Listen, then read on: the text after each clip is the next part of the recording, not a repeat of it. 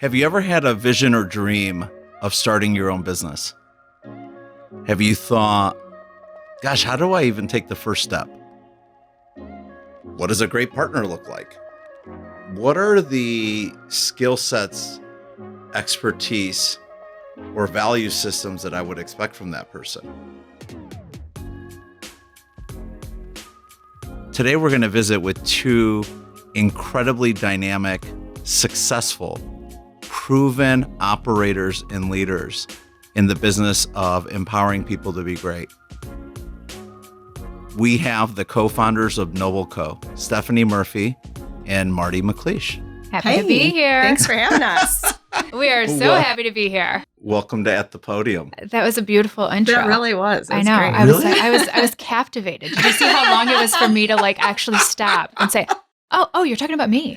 Yeah. Hey, okay. One, I'm incredibly warm because I normally am in a t-shirt when I host these. But two, I was already so nervous. I was I've not seen Marti in almost 2 years, right? Yeah. So Marti and I used to work together, and we had a great run. She helped us do things we could never have done at that time within the firm. And I met Stephanie through Marti at a Detroit Economic Club event. That's right. And my boy, Steve Gregorian, I see him all the time in the neighborhood because he was umping baseball. He runs at the track at the high school behind my house.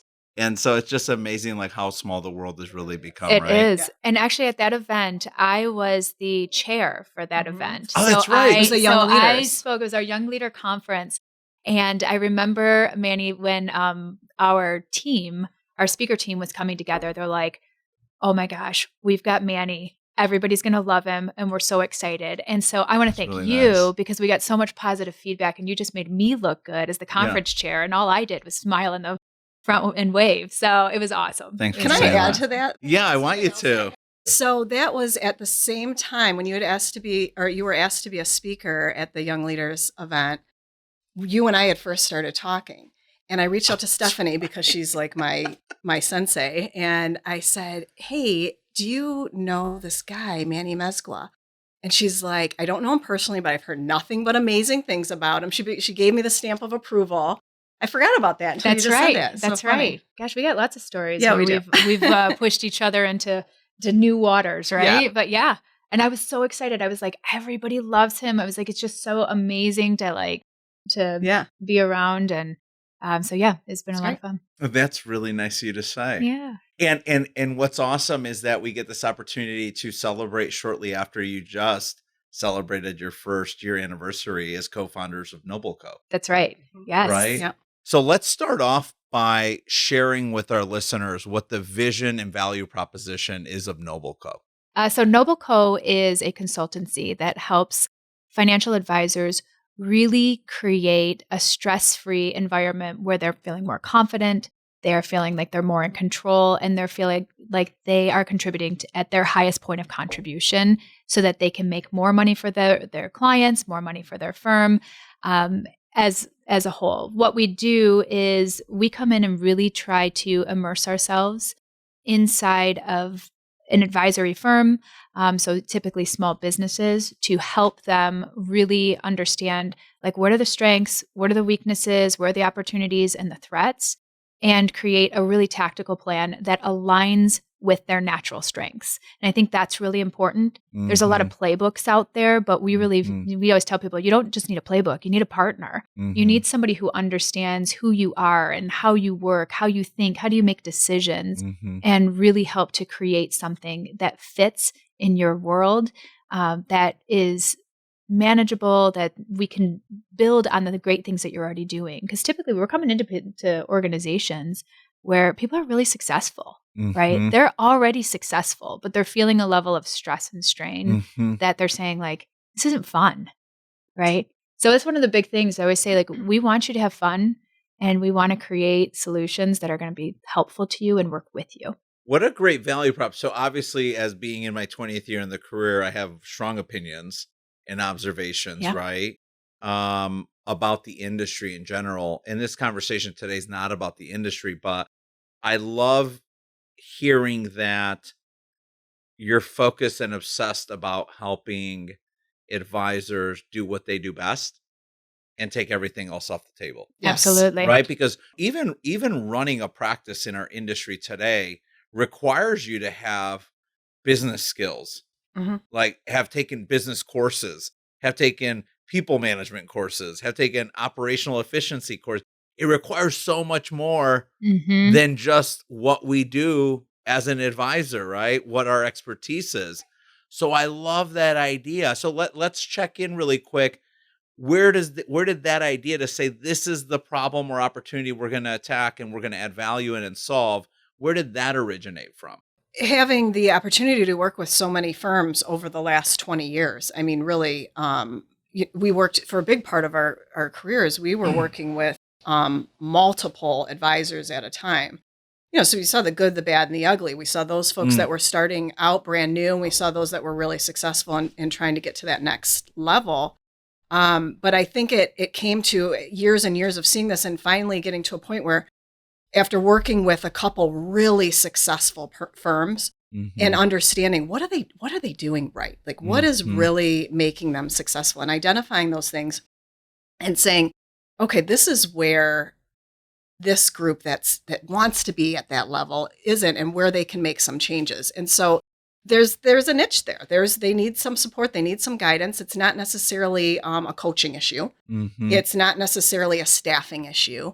And it's not necessarily their personal issue. There's a multitude of things happening there. And so that's where we come in and we identify like within these 4 core areas, where do we need to focus most of our energy? And yeah. Love that. I think I want to unpack what it looks like to dream about starting your own business. You're entrepreneurs now after years and years of being proven directors and executives in the business world, in the corporate world, but you're pursuing this dream of working together, how you selected each other, how you keep the train on the tracks, right? Dividing and conquering the work. But I have to think that there was a very special personal relationship before all of that. Absolutely. Share a story, maybe the first one that comes to mind when you think about just like what reflects your relationship the most. So I've got one for sure. And as Marti's talking about how I kind of set her on a path when she started working with you, is got to be when I met Mike. I mean, so that's my husband, by the way. So my husband and I met. I had worked in college at a bar, right? And it was a family-owned bar. I went to Michigan State, but right. I actually worked at a bar downriver in Allen Park, and it was a family-owned business. And it happened to be a time when there was like a wedding, and so everybody who was that worked in the bar really wanted to go to this wedding. So they called in this skeleton crew, and were like, "Hey, you worked here before. Will you come and work?" And I was like, yeah. So I mean, I remember like I went to my mom's. I had to find like my pouch and everything else, and I go to this bar and work for that night. And my husband happened to come in, and I remember I like saw him, and I was like, oh, he's really cute, right? He had a bald head. I was like totally into it. I was like, yes, he's super cute. But that was it. I like had not done anything else from there. So he says to me, "Hey, if I give you my number, will you call me?" And I said, "Of course not. Like, hello. Like, I am not going to call you. Like, that's crazy. I'll give you my email." But remember, like back in the day, like I gave him my work email. Like, what the heck was I thinking, right? So I give him my work email and kind of just forget about it. And then he emails me on Monday. And I was like, Mike Murphy, who is this guy, right? And so the email comes in and he spelled everything wrong, like all the name of like the restaurant, everything else like that. And I was like, so Marti's sitting next to me and she's like, "What are you doing?" And I was like, "I got this email from this guy that I met. I can't go out with him because he's spelling everything wrong." And she was like, "Listen, Seinfeld, like you are literally ruining your life right now." And so all week long, we're texting, we're sending emails together. And of course, Marti's got like the over my shoulder seat looking at everything that's coming in. And so he says to me, "Well, let's go to dinner." And I said, "Well, let's go to lunch because if we don't like each other, then we only have an hour." And so I remember it was that Friday and Marti was like, "It's going to be great." We're literally in the bathroom at work, like making sure that everything looks good. Went to lunch with him and came home and I was like, "I'm going to marry this guy." So Marti really set me on the trajectory. Mike. Yes. Amazing. So yeah. Good one. Yeah. Definitely. Yeah, that sums up our relationship. I mean, there's so many different places we can go after that story. I think of like just the significant amount of like respect and affection y'all must have had for each other for you to just call her out and call her Seinfeld and just be like, Oh my gosh. almost Yeah. kind of like, don't be dumb. Yeah. Yeah. Like, just go Yeah. do it. Yeah. Yeah. And I think, that's always been the way that we've operated. I think, Mhm. I'm the person who kind of thinks the more strategic and the like thinking about all the possibilities and everything that can happen. And Marti comes in with just like the operational and tactical stuff in the world. It was like, Execute. just go. Just go. Like, it's not going to be perfect. It might be perfect. Turns out it was. Thank you, Mhm. Marti. But just having that discernment as a friend as well, and Yeah. being able to just be like, okay, all right, it's terrible. We'll have something to talk about on Monday. So Right. it'll be It's all great. about the story. That's our favorite thing. Yes. Yeah, It's all about the all about the stories. story. So let's stay in somewhat of a fun, playful space. Favorite pump up song, Marti? Jay-Z, Dirt Off Your Shoulder. Awesome. So good. I can't even follow that. I was like, seriously, We're I got 4 young kids. I'm like, what's Kids Bop playing right now? Stephanie, what's your favorite compliment to receive from someone? What really just jazzes you up? I honestly, like, if somebody tells me that like they feel better for being around me, Mhm. that's like one of my favorite things in the world. Like, Mhm. I want people just to feel like comfortable, engaged, Mhm. energized.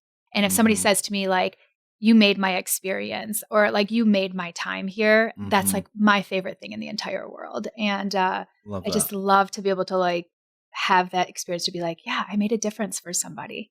So, Love that. yeah. Marti, what's your favorite compliment to give someone? To tell somebody that they're thoughtful, really just when I recognize that somebody's thoughtful, and whether it's about me or Yeah. whatever the topic is, to see somebody that's really, outside of themselves. I really appreciate that. I love that. Yeah. Explain that though. I feel like I know that about you because we've obviously interacted for a significant amount of time. But what do you mean by when you say someone who's outside of themselves? I've always felt that way, but I didn't really recognize it. And I'll tell you, I really didn't recognize it until, I met you and Samantha, and some of the other folks that we worked with. And you talk so much about gratitude, right? Mhm. And I'm like, that's what it is. That's what I like that I see in people, the thoughtfulness, the gratitude, the people that are, there's just so much self-involvement these days. And so when I see that, not only does it remind me that I want to be Mhm. that way, but it also just makes me, it's like, okay, I want to be around that person. They see the bigger picture, and Mhm. they show gratitude. They're thoughtful. So I want to hear about Noble Co. But maybe like take us back a little bit before you tell us exactly what Noble Co is and sort of the value it adds to the marketplace and the problems it solves. Share with us a little bit about what the journey before you knew it was Mobile Co. Like what Noble Co. What was happening that the two of you were like, we've got to fix this. Like what happened? Take me through that story. You know what I think it's funny because you talked about like, have you ever thought about owning your own business? Have you ever thought about these things? And I don't think we set out in the space of saying we want to own a business. And what had happened is after Marti had been working with you and working with the advisors and doing all these things, she came to me one day and said, I want to talk something through with you because I just have found a passion point within this Mhm. work. And I want to find out how I can do more of this Mhm. work. So when we first started, I remember we just like went and had lunch, and she just started talking to me about some things, and I just started asking strategic questions and asking about passions, asking about where her energy lies, like what did she want to do, and just asking like, is this a job that's out there? And I was helping people kind of with career pathing and stuff at the time. And so we were kind of starting with that point of asking like, is this a job or is this a company? Mhm. Right. And it wasn't really like at the point, it was Mhm. just kind of like, well, what do we do? What do we want to do? And actually, she kind of explained it. I went home, talked to my husband, Mike, who's in financial services as well. And I said to him, hey, do you think that there's like anybody out there who is looking for this kind of work? Mhm. He says, I don't know. Let me put it out there. And he put it out, and immediately he got like 2 texts back and like just kind of set Marti on her way. And then it just started like picking up and growing up, blowing up. And she called me and said, hey, what do you think about doing this together? Right. And I think at that point, it was really a no-brainer because there's nobody in the world that I trust more. I've seen her work ethic, and we've been able to see each other from so many different aspects and avenues. And having worked with each other for 10 years before, like we knew what our own strengths were. And we were able to already identify some of those things. So, and I think after, being in the same industry, well, in specifically financial services, for 20 years, the path was always, in my head anyway, was always to become the advisor. To become the advisor. What's next? And when we started having those conversations, it really started coming to fruition.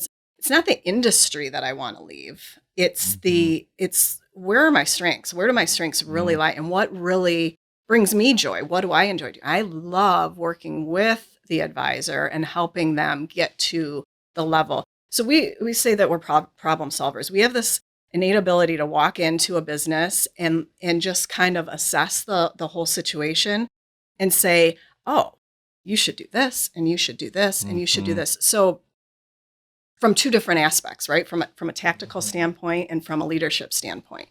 And so I think once I was like, that's what I love. That is the stuff that I love. And there's such a need, especially in financial services, if you've got these, mid-sized firms, to really get to that next level, you need somebody in there from an operational standpoint that is going to steer the ship, right? If you're a visionary, you need somebody to be there to steer the ship. And it comes at a price. 10 years of that kind of level of leadership, I mean, there's got to be some real significant growth expected in order to maintain that.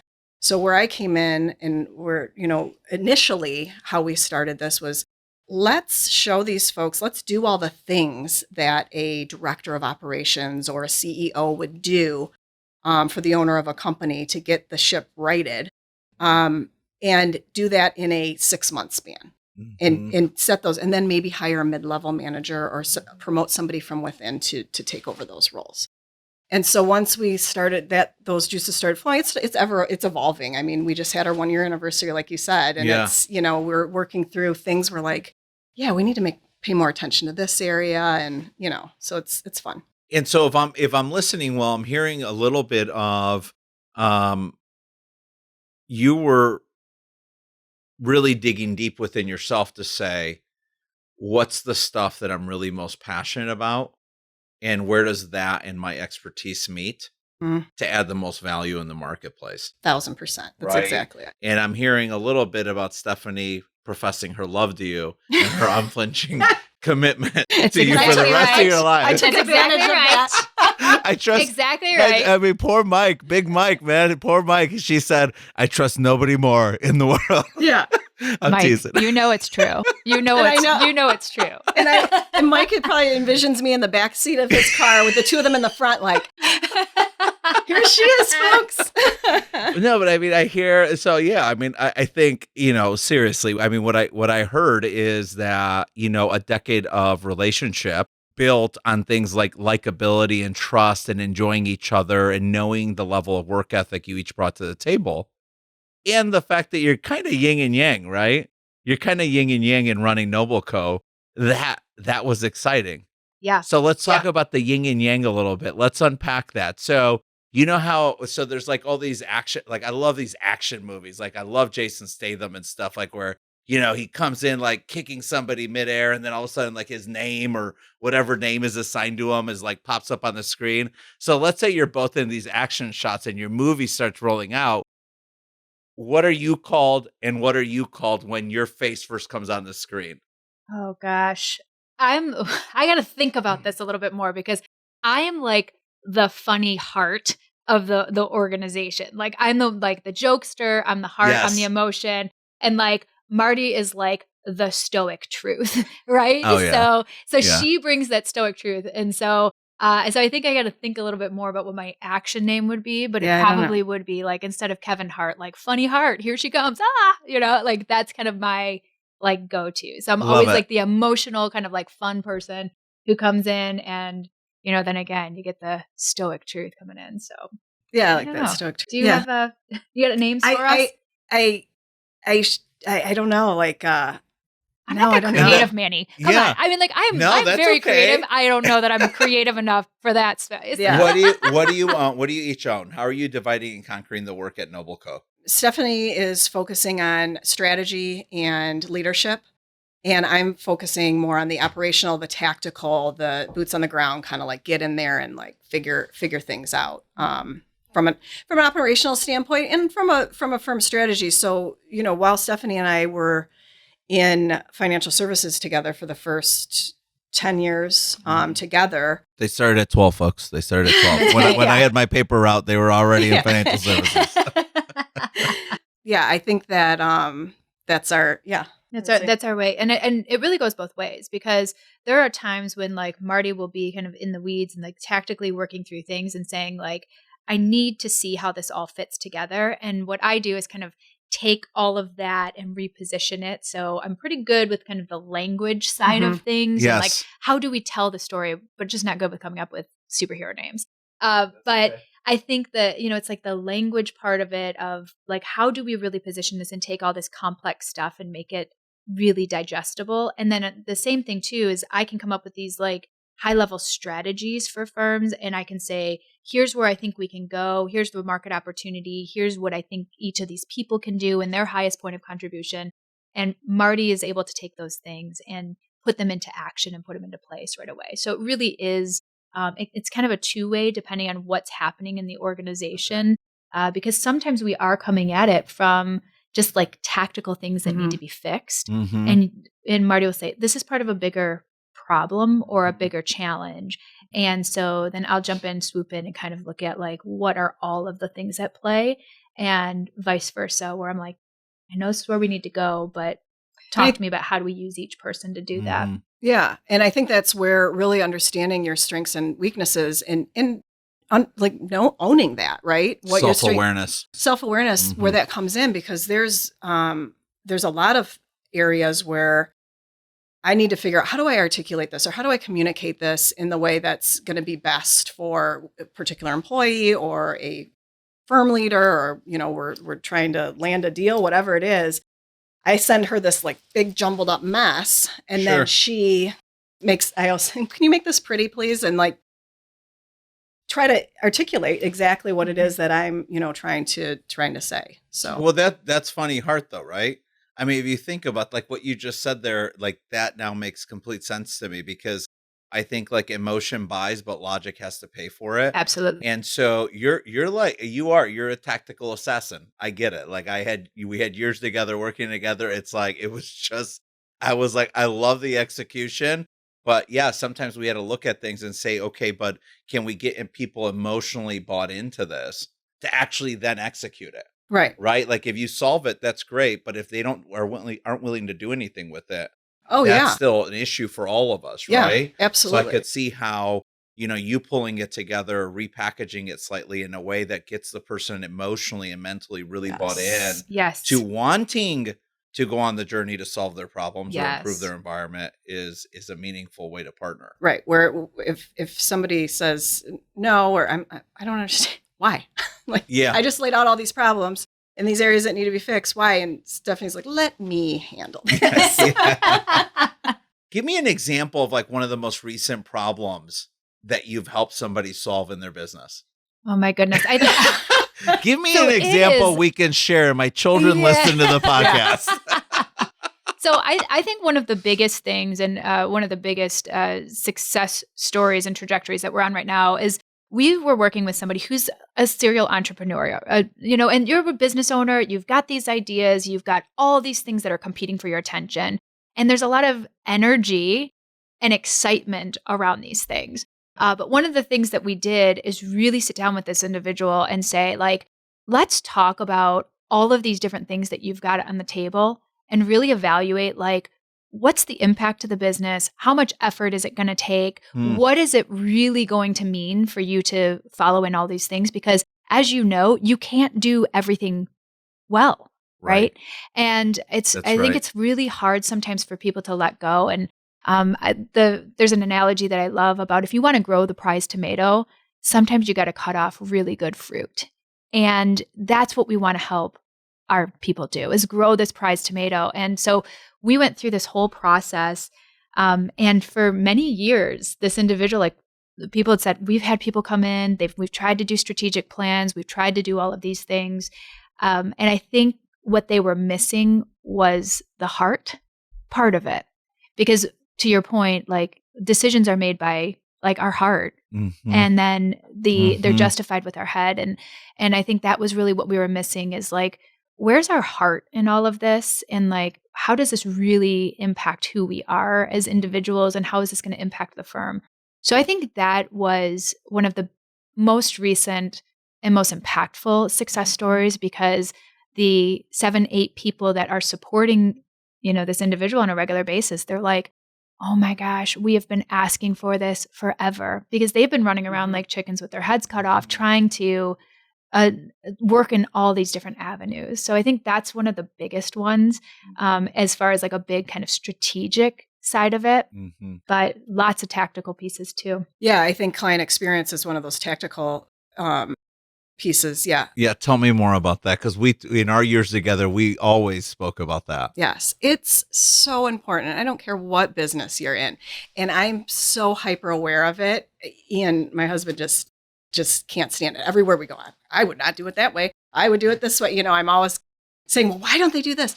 But it's so important. Client experience from the moment they are exposed to your business to the onboarding process, right? And once they are a client and what that's going to look like is just so vital, because if again, it doesn't matter what industry, but if there's 100 of you out there doing the same thing, right? Buying and selling the same stocks and mutual funds and whatever, the insurance policies, whatever it is, what sets you apart? How does that client leave when they have had an interaction with you? Or not even an interaction, before they have an interaction? What's it like when they call your office on the phone? What's it like when they get that mailer, if they're going to a seminar and they get the mailer, and what are all those interactions about? So that is, it's huge for us, because it's about client retention. It's about referability. And so that's an area that we really dive in with most, because that's probably the lowest thing on the scale that folks pay attention to, and that they're going to invest any time and energy into. You made me think. Well, you made me think of a lot of things. One, we used to always speak about the Starbucks experience, chapter 2, everything matters, right? It's like everything matters. When I heard that you got here at 1:30 and I'm in a meeting and I'm like, I'm just starting to sweat bullets because I have anxiety, that I'm like, oh my gosh, I had to cancel last time. Now they're here early. Did I have the wrong time? Like everything just matters, right? It does. Even like, I even think back to the, because I was thinking about this in anticipation of us being together.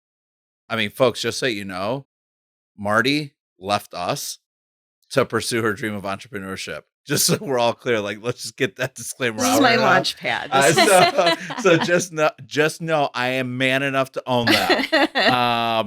But I was thinking about, like, even the way you transitioned, it was first class. Like, you were a pro. You.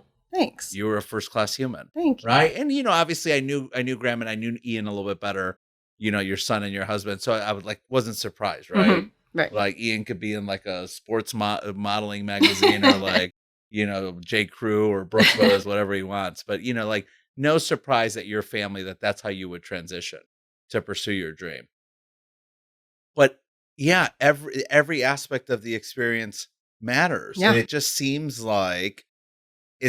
as if too many of us are saying, oh, I'm so busy, so that's good enough. Like, what's that crap? We do not tolerate that. No. Actually, I was kind of laughing. Say more about that. Well, I just got to laugh, Amanda, because earlier you were talking about, and you said, Marti, what's your favorite compliment to give? And I know she had like a very like polite one, but honestly, if she goes, that doesn't suck, or you don't suck, then I know we've arrived. Okay. I know that we've arrived, because she really is looking at things with that like fine tooth comb and really being able to look at things. And so I think there's something about like having that high standard that really does push like both of us Mhm. to kind of to go above and beyond and to really think about like, what is this like? Because at the end of the day, all we have is these micro moments and interactions with people. Mhm. And we want those micro moments and interactions to feel good for us and for them. Mhm. And I think if we can really start to think more about, it's not about the outcome all the time. The Mhm. outcome will come if we're doing the right things. And I Mhm. love Atomic Habits, James Clear. I Oh, always tell yeah. everybody, right? I always Yeah. talk about it. Love it. But he always talks about the fact that winners and losers always have the same goal, right? They just have different systems that help them get there. And I think if we utilize and we practice great systems, great standards, we don't have to have tons and tons and tons of clients. We have to have, you know, 2, 3, 4 really good, strong clients. And I think that's a Yes. difference about how we approach things. It is a little bit different than our traditional financial experience where it's all about the numbers, right? More people, more clients, more advisors, all of those things. Whereas like we can go in and have real impact with these smaller situations. And I think that's a lot of fun. But yeah, we want it to be excellent always. So I'm, since we're talking about the client experience, I'm really curious if you have any advice for professionals today around creating an incredible first impression. I think people go into presenting way too soon. And that is one of my very first things is like if you're telling your side of the story, you're already losing, right? Yeah, Because please. you've got to get into the other person's world and understand what makes them tick, what makes them energized, what makes them excited. Because if we don't understand that, we can't bring a solution that really serves them well. I think it's very easy. Obviously, both of us, we have over 20 years of experience in this world. We could really quickly walk into an office and say, oh, you should have this morning huddle. You should do this. I could tell you all of those things, Mhm. but if I haven't become a part of your firm and don't understand when, why, how, where, and all of the things that make sense for you, Mhm. We none of can't those do things matter, Mhm. right? It's really it's a process. Anytime we're asking people to buy, anytime we're asking people to say yes to the things that we're doing, ultimately we have to manage new changes for them because they have to do new Yes. behaviors to do those things. And if we don't understand like what motivates people to do new behaviors, you're in trouble. So I don't think I have necessarily 3, but I would say first and foremost, like get into their world. Help yourself understand like what is it that makes them tick and why is this important for them? Because your solution is not the best solution until you know exactly where it fits. And if you couldn't walk into an office and install it yourself, you're in the wrong. You shouldn't be selling it at that point. Yeah. Right? You're not ready. Great advice. Marti, something that you would add as advice to somebody who wants to improve the first impression that they give when they're out there in the marketplace? Yeah, I mean, this is why we're yin and yang. Mine is very much more tactical, and I actually posted about it yesterday. Your messaging. I mean, check your voicemail greeting. What does that sound like? If you're handing out your business card and it's like, "Hey, it's Manny," catch you later, something random. As I've never done, and everyone knows. Yeah, how terrible, right? But then the other thing is a lot of folks today are using virtual assistants. I had a terrible experience yesterday with a virtual assistant. Terrible. And if I didn't already have an appointment with this firm and was just trying to like rearrange it, I probably would have just said, I'm done. This was like Sure. way too much of my time. So it's just auditing your client experience. Going through, calling your office. If you have a staff, calling and seeing what that experience is like. If it's just you and you're a new advisor starting out, check your voicemail greeting. Make sure that it's appropriate and professional. Just little things like that. Yes. Yeah. So I love that you said that. And I'm thinking about in these first impressions and client experiences, how bothered I am when I express gratitude and someone says, no problem. Tell me what you think about that. So I'm coming to Noble Co. I walk in, somebody at the front greets me. They ask me if I'd like water or coffee. I say coffee.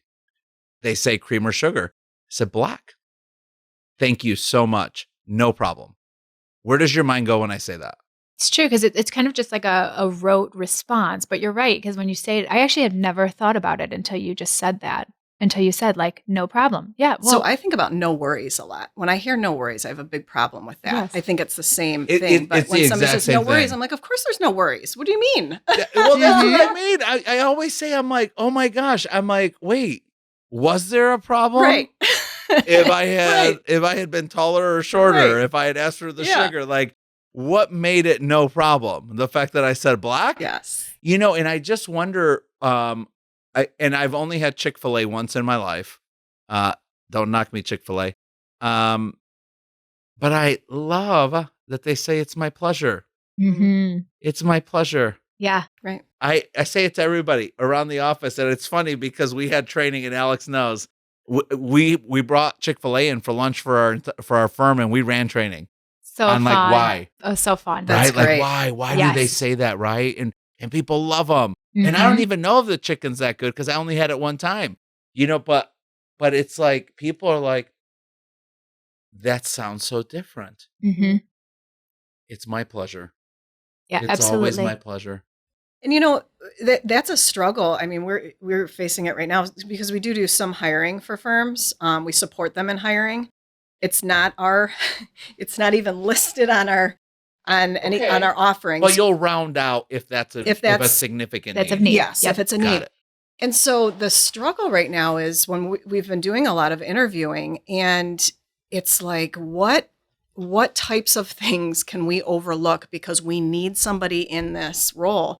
And so it's things like that. It's like, I would love to have somebody that responded like that and said no pleasure. And we talk about all the time, is that somebody we could train up and get to that standard? Yes. And usually that's what ends up having to happen, because just getting somebody to come in and fill this role and be qualified and be a good fit for the firm is such an uphill battle. And to check all those other boxes, it just requires some training.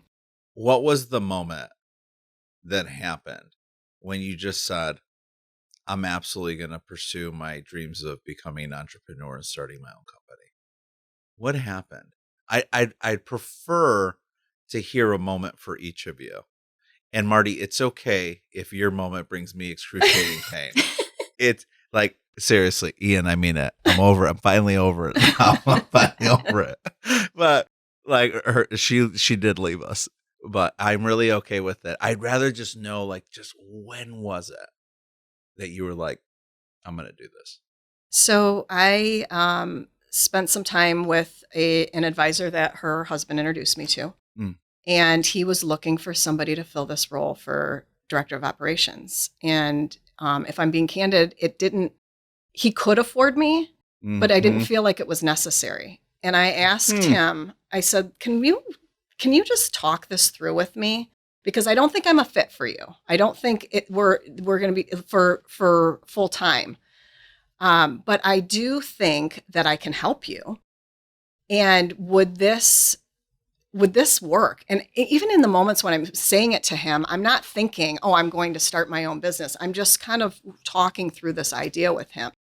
And he said, yes. And I know this person and this person and this person that could also use this support. And yeah. And it was, then I went home and thought, oh my gosh, this is a business. This is what I can really do. And, and being in the firm and trying to find my path and what that was going to look like, that's what I wanted to do. We even had conversations about that around here, you know, so I knew that's where my heart was and what I wanted to do. So when we talked it through and I saw that it was a viable role, that's when it happened.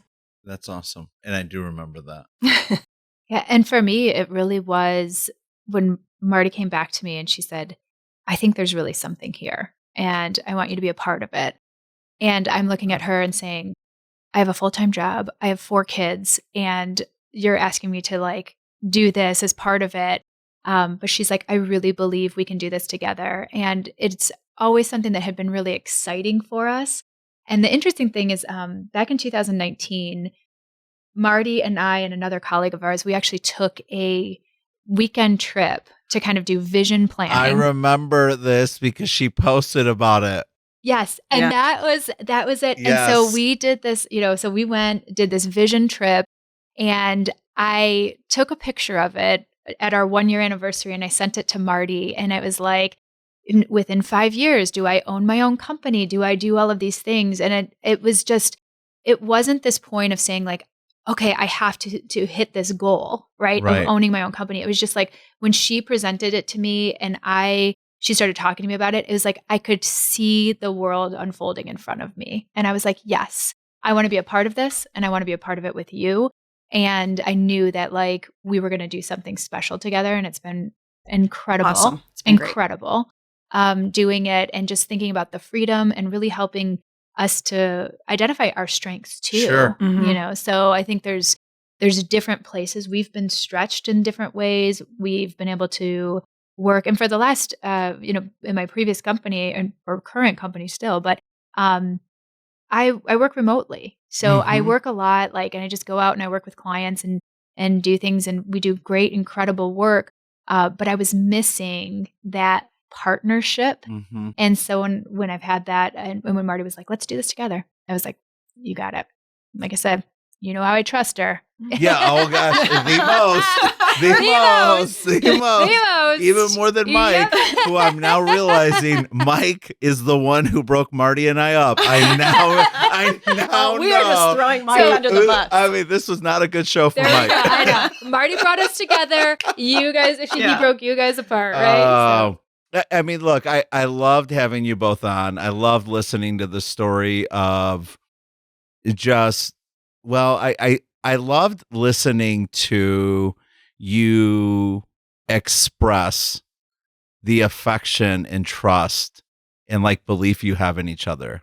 You know, we talk about advocates a lot in the show, and that's a lot different than a mentor. And I just think that relationship that y'all have had is so special. And and that is a really great predictor of like what the next 20-year run is going to be like between the two of you, you know, serving and leading the Noble Co. and all the clients that it's going to impact. I also loved listening to the fact that you're going to help advisors do what they need to do at the highest level, which is really help people around architecting plans around their dreams and priorities so that they can live an incredible life. Absolutely. And that's really special. As you know how noble I feel this work is that we do. So it's really special to hear that. It's exciting. Folks, if you wanted to hear a story about dreaming and pursuing your vision of entrepreneurship, what it's like to find the right partner, what it looks like to add value and solve problems for folks, prioritizing the client experience as a non-negotiable and making incredible first impressions. You heard it here today with Marti McLeish and Stephanie Murphy, co-founders of Noble Co. Celebrated their first anniversary, and I can't wait to hear about the next 20-year run that you'll go on. Thanks. Congratulations. Thanks so much for having us. So glad to be here. Thanks for being here.